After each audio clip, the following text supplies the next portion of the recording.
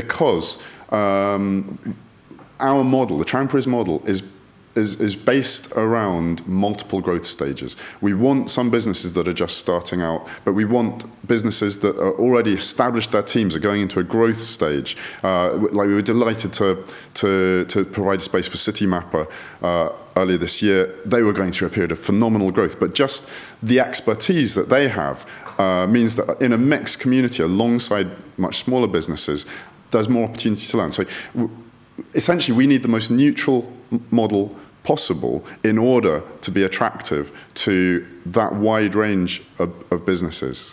Citymapper is a great company, index, backed, and a couple other big backers there.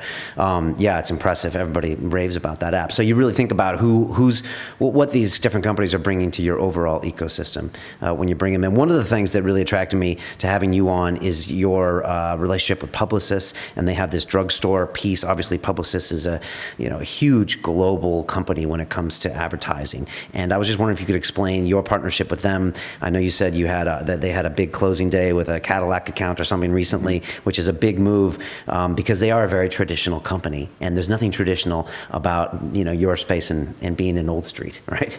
Absolutely, but it's existed for 100 years. It's been a giant in the advertising industry for most of that time.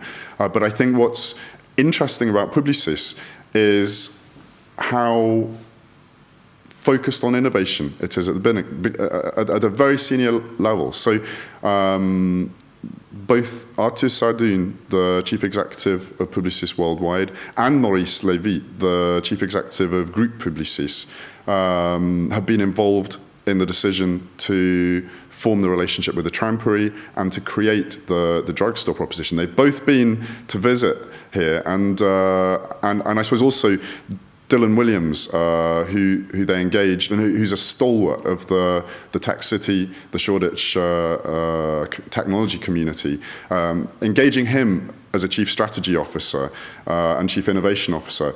Like, you could tell that was a business that didn't just want to carry on business as usual. That was a clear signal that they intended to do some very, very bold things with the business. Arthur Sardoun, a couple of years previously, had introduced a kind of focal point for the whole global network around lead the change.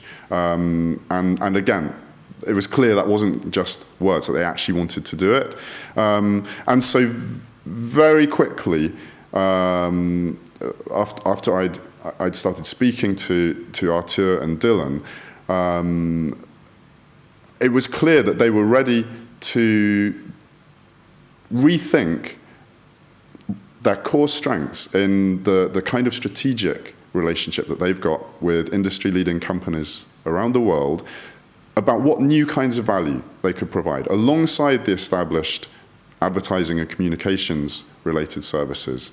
And they, just as Publicis itself was seeking to innovate, they'd had conversations with client after client that was struggling to keep up with new insurgents in a market. And really that's where the concept for the drugstore collaboration came from, because we'd equally seen from 5 years of experience with the Trampery's members that a lot of the challenges that startups face when they go into a rapid growth phase are about having access to wider networks, having access to resources to promote new products and services, to scale rapidly, but also to understand how you evolve an organization to maintain accountability when you might be doubling your headcount in size over a 6-month period. And there was this potential marriage between senior executives in very large corporations and entrepreneurs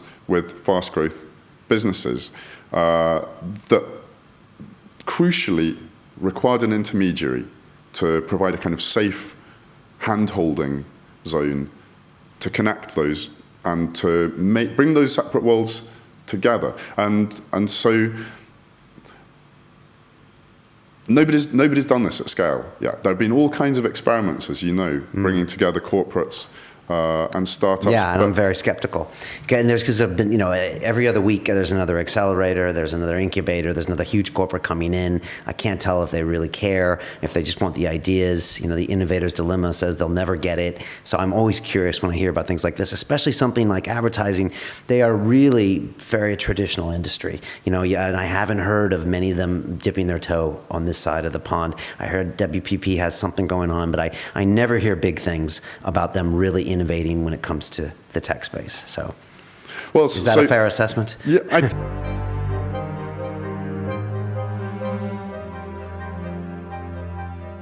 This week on Silicon Reel, we have Saranga Chandratalake, partner at Balderton Capital. If you want to make an impact, then one of the smartest, easiest, most efficient ways of doing that is to start a company. Increasingly, we are all going to have to be entrepreneurial. Forget a job for life. People don't have a job for a decade or even a job for 5 years these days. You have to have such passionate belief in the thing you're doing in order to be a really effective entrepreneur. An IPO is not a goal or an exit. An IPO is simply another step. The entrepreneurial challenge is knowing when to change and when not to.